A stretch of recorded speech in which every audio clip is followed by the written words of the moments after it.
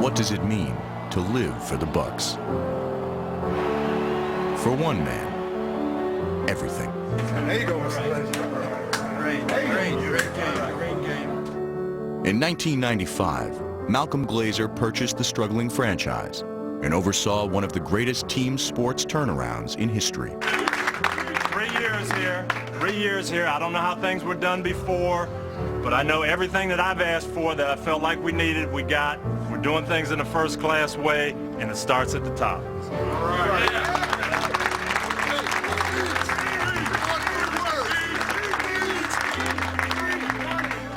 We've got the best team in America. We got from the top down, we've got the best people with the most enthusiasm, and I'm so proud to be a part of this team. 1, 2, 3. But it wasn't just on the field that he had an impact. He founded the Glazer Family Foundation and raised millions of dollars for Tampa Bay's youth. Under Glazer, the Buccaneers flourished. Tampa Bay was no longer a pushover. And with the arrival of coach John Gruden, the Buccaneers cemented their legacy with a dominating playoff run in 2002. Beating the 49ers at home. Then the Eagles for their first playoff victory on the road. That's intercepted at the 10 to the 20. Going coast to coast, Randy Barber. And finally dismantling the Raiders in Super Bowl 37. Third down, 18. Dropping Gannon, looking Gannon, throws up the middle. That's intercepted at the 30. Derrick Brooks 30. Touchdown Tampa Bay. The Bucks are the best team in the National Football League. How about that, Mr. Glazer? We did it, man. Best in the world, man. Golly, I love you, man. Can't thank you. I can't tell you how much I love you. What a guy. They're the Buccaneers. If you haven't heard about them, you heard about them today. And then the fans. We got the best fans in the whole world. Tampa Bay. Tampa Bay. Tampa Bay. We love you.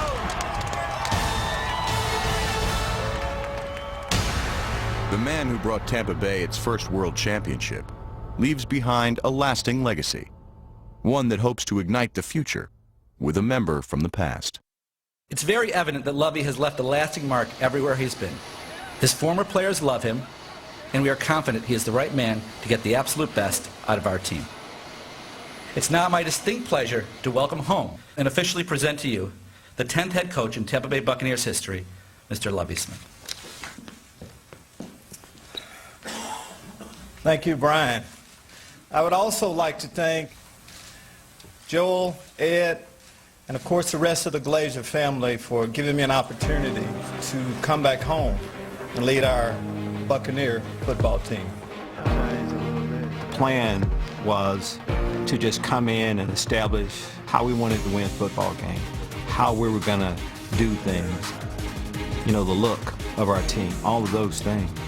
In order to do that, we had to first admit where we were. We're a 4-12 team, but there was some talent.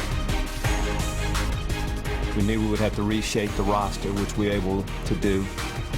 A lot of new faces came in. One of the most important new faces coming in, of course, was Jason Light, getting our general manager in. About to go inside. That was a pretty impressive. Shoot, hey, we got some work done. Look at the guys.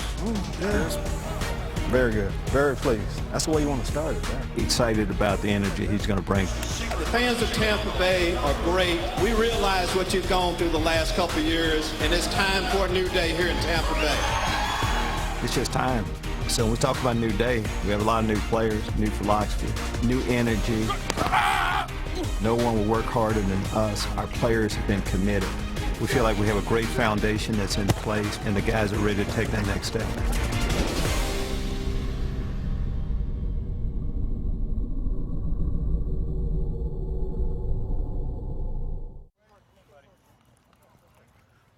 Let's do it, man. Clock's running. Head coach Lovie Smith is off and running. Let him run. Let him run. Let him run. He's got a way about him that you don't want to fail. Protect that ball.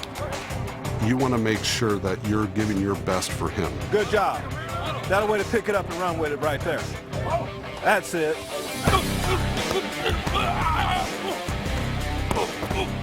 When he got hired, I was very excited because of all the great things I heard about him. The former coach of the year and one of the architects of the famed Tampa 2 defense began his NFL career in Tampa Bay. He's a coach who has won, who knows what it takes to win, who's been to the Super Bowl. So he knows everything that it takes. That's something we haven't had around here since I've been here. Finish! Get the ball, man. Get the ball back. Get the ball back. Every year I've been in the league, for the most part, we've based our defense off of what we did here starting off in 1996. There's a coverage that bears our name, Tampa 2, that we started back then. We'll play it from time to time, but we're a multiple defense. The man who will implement Smith's defense is the new Bucs defensive coordinator, Leslie Frazier. All right, Coach Frazier. Coach Frazier and I have known each other for a long time. Great man off of the football field, a guy you want influencing our young men today. He was brought here because he's an excellent defensive coach. We both believe in the same system, same philosophy on how we play. Leslie should be a head coach in the NFL, and he'll be one again in the future, but we'll benefit during his time away by him leading our troops. All right, Levante. I like the way you think. You get your butt off of here. One troop member who will benefit from Smith's return is all-pro linebacker Levante David. Back to my early Tampa Bay Buccaneer years, I mean, I came here as a linebacker coach. I've been around some great linebackers throughout. Had the privilege of coaching, of course, Hardy Nickerson, our linebacker coach now. Hardy, the rail pass just makes sure you're inside out, and you're going to have to make a play on the fullback. And Hall of Famer Derek Brooks. I went for the knockout lick. I should have picked the play before that. But it's a new breed of linebackers these days. And you need a certain type of athlete, and that's what we have in Levante David. Good skill, good hips, flexibility, can change direction, has a lot of defensive back type skills, and that's what we're looking for. Intercepted. It's picked off by Levante David. I just think he's a complete guy and do whatever you ask a linebacker to do. Is there a better second-year linebacker in the National Football League? He's incredible. I think he's incredible. And the rest of the league, if they don't know by now, I guarantee you by the end of the season, they'll know. We had a blitz call where I'm supposed to hit the B gap, and Levante screams into the A gap. Well, I hit the B gap the play before and made the play in the backfield. Gerald McCoy comes up the works, closes the door, and the Dolphins can't get anything. The guy was so concerned about me getting through the B that he left the A open, forgetting that there's a Levante behind me. And as soon as the guy got the ball, he's getting hit. And that's just the type of player Levante is. Incredible. Levante David sacks the running back and records the safety. That's the reason we call him the Flash. There's no play he can't make from any part of the field. He can do it all. He's going to be a huge reason why this team gets back to how the Tampa fans are used to Tampa being, through those glory years. That boy Levante be flying. Ying, ying, ying, ying, ying. Hey, Levante, you real fast, dog. You fast as heck. Gerald McCoy, he's my running mate. We line up together. I get a chance to watch him because he's right in front of me every time. Boy, got to be that big. He's athletic. He can move. He can run. Here comes pressure. Here comes pressure. He'll be sacked at the 28-yard line. I still remember the first job when we played the Atlanta Falcons. He got the 2 sacks back to back, and they got us off the field, and we needed it. In the field goal range, guys was getting a little gassed, and Gerald just picked up his level of play, and he got 2 sacks back to back, and I was like, dang, that's amazing. Fights through a double team and gets to Matt Ryan. Here comes McCoy. McCoy's got him again at midfield. Again, he's double teamed, and he fights through 2 and gets to Matt Ryan, number 2. My idea of a perfect leader, a good leader, is someone that does it the right way, a leader by example. Instead of telling teammates what you're going to do, is showing them. Whenever I turn, I always chop my feet because it's practice speeding your feet up instead of when you kick, your foot come off the ground. It slows you down, You know, people expect, when you say leader, they expect a certain level of play. And Gerald McCoy is an all-pro in every sense. Shows up every day to practice. Performs well on the football field. Very coachable. We have an excellent defensive line coach in Joe Cullen and Mike Farrer working with him. And he's just taking that coaching and trying to take it to the next level. But Joe gave a good look. Makes it tough on you. Best thing is we taking coaching, man. Everybody look better since yesterday. It's all we can improve on, man. It's just one better than yesterday. Here we go. Here we go. Rushman on 3, 1, 2, 3. With Gerald McCoy as the team's undisputed leader, younger players like safety Mark Barron will certainly benefit. From in front of you. On cover 2, you should always be breaking down at an angle if at all possible, all right? Mark very talented, man. I don't know if he know how good he can really be. And I guess that's where I come in. I just got to, shine a little light on him for my experiences I had. It didn't take long for Barron to emulate the physical and former All-Pro safety Deshaun Goldson. Doug Baldwin is flattened by Mark Barron. Together, the formidable duo left receivers uneasy. There's Todd Golson with a big-time play. Promising cornerback Jonathan Banks returns to lend a hand in rebuilding the defense. Intercepted in the end zone, picked off by Jonathan Banks. The rookie out of Mississippi State started from day one. It's intercepted. And didn't disappoint. How about Jonathan Banks, rookie corner with his 3rd interception of his young career. Manning the inside is linebacker Mason Foster, who has a knack for creating turnovers. It's intercepted. And finding the end zone. It's Mason Foster, stays in bounds, looks for a block. He's got the sideline convoy. Look for the Buccaneers' ball-hawking defenders to thrive with the return of Coach Smith and a new and improved Tampa 2 defense. Mason Foster takes it to the house. Hey, guys, great start. You see what it's going to take, man? We have a long ways to go. But, again, if you could draw up that perfect way to start, everybody's working hard. No team in NFL has practiced yet. So we're at that early lead right now. We got to be able to maintain that. Fair enough? Let's bring it together. I mean, we want to score every time we get a chance to. Score, put the ball in the end zone. All right, we're going to go ready and score. Fair enough? Ready. Go! The arrival of general manager Jason Light and head coach Lovie Smith has brought a renewed energy to the offense. Good route. Good route. Together, they've restocked with an influx of offensive weapons. Back in the huddle, man. Back in the huddle. Including bringing in new offensive coordinator Jeff Tedford. Jeff's had a long history of developing quarterbacks in the league. I think he has, over 6 first-rounders. Aaron Rodgers being probably his prized pupil. I wanted to get a guy, that was considered a quarterback guru at the offensive coordinator position. But at the same time, we want to be able to run the football. Hits the hole. He's to the 20, 15 to the 10. Running back Doug Martin looks to regain his Pro Bowl form after battling injuries in 2013. Getting stronger, getting my speed back, and just maintaining my health. So I'm continuing to, stretch and eat right and get back out there on the field. For us to be a tough physical football team, we need a running back that can, take the ball north and south, run downhill. But at the same time, make you miss in the open field. Doug can do all of those things. Backup running back Bobby Rainey returns and will add punch to the run. Bobby Rainey, daylight to the 30. He's loose to the 40. Will somebody catch him? An 80-yard touchdown run by Bobby Rainey. We want to be a physical football team. In order for that to happen, you need to have a physical approach on the offensive side with the running game. We'll do that. I like our line. We have a massive line, and just looking at those guys gives us running backs confidence, as well as a quarterback that they're going to protect and we'll be able to run the ball. You got us. Ball on 3. 1, 2, 3. Ball. Nowadays, we want to score points, and you have to complement that running game with an excellent passing game. Excited about what Vincent Jackson will be able to do in our offensive system.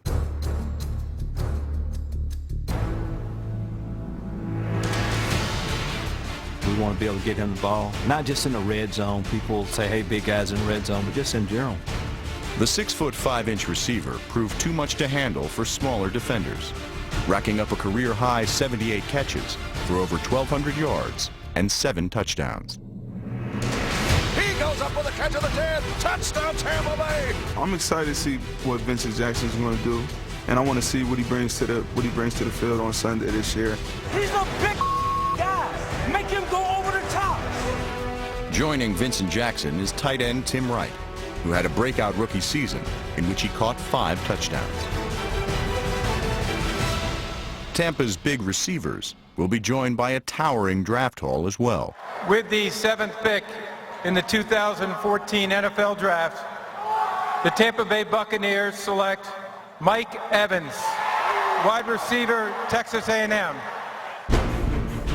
I'm extremely excited about this draft class. We felt we not only filled the needs that we needed on this football team, but we also got the best players that we needed on this football team to complement the great players that we already have. Prize first-round draft pick Mike Evans excelled at the Combine in Indianapolis, cementing his draft status as one of the best wide receivers in college. At Texas A&M, the 6'5" receiver was a vital reason why Johnny Manziel won the Heisman Trophy, soaring over defenders and earning first-team All-American honors. Evans averaged over 20 yards per catch for 1,322 yards and 12 touchdowns. In the second round, the Buccaneers continued adding to their arsenal by drafting 6'6" Austin Safarian-Jenkins out of Washington, where he set school records in receptions, yards, and touchdowns by a tight end. And then he catches it for a touchdown. What a grab! Third-round draft pick Charles Sims enters the fold as well, bringing with him a flair for making defenders miss. Oh, baby, what a play! For the first time in team history, the Buccaneers drafted solely on one side of the ball, upgrading a new offense that will flourish in 2014.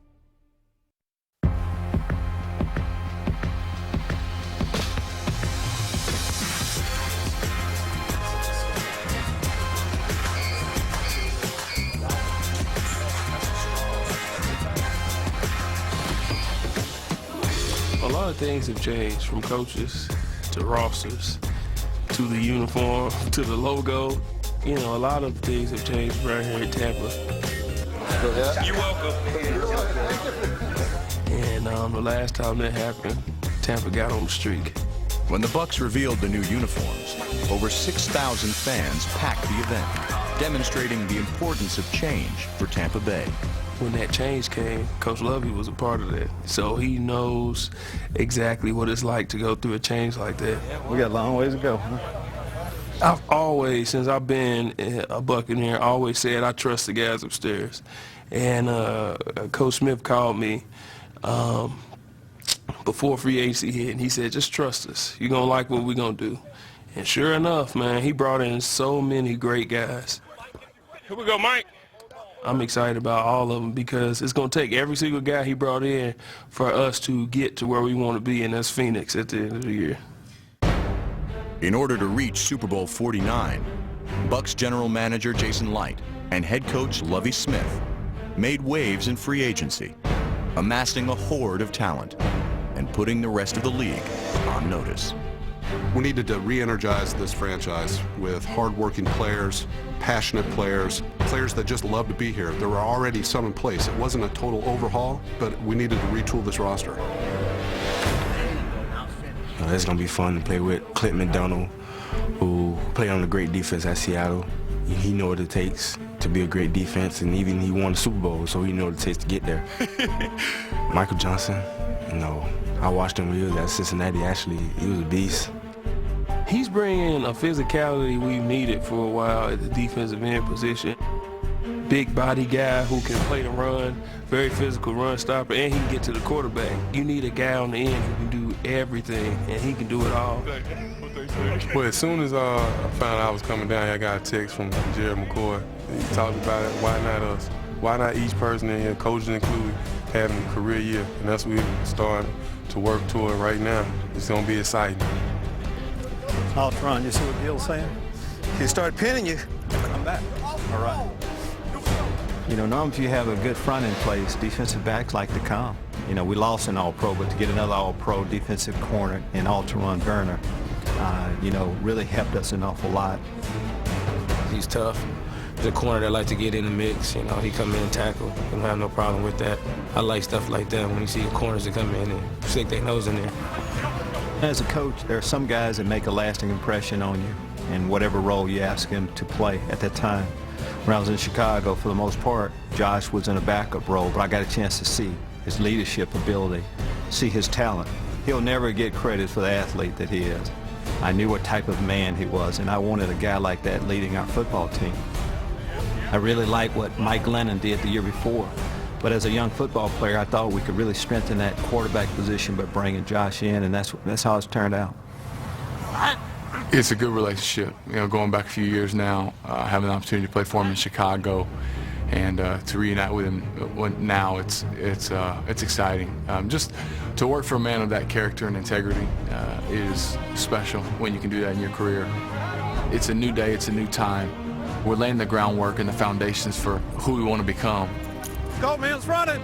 We have high expectations, going into the season, and I like what I see out there on the field and in the study room, and that's going to be exciting. A lot of adversity we went through last year. It kind of bonded us a little tighter, but with some of the guys that came in from the free agency, they clicked well with a lot of guys we already had in here. We consider it a family, it's guys that you could talk to outside of football, you know what I mean? And that's what we have here. Once that family gels in the locker room, that translates onto the field, that brings you a long way. We have each other's back, and we realize that it has to be a family in order for us to get to where we want to be. Forget about last season. The new NFL season has started. It's a completely different team. The next time they see the Bucs, we won't even look the same because we have new uniforms. So get all the past out your mind and prepare yourself for the future.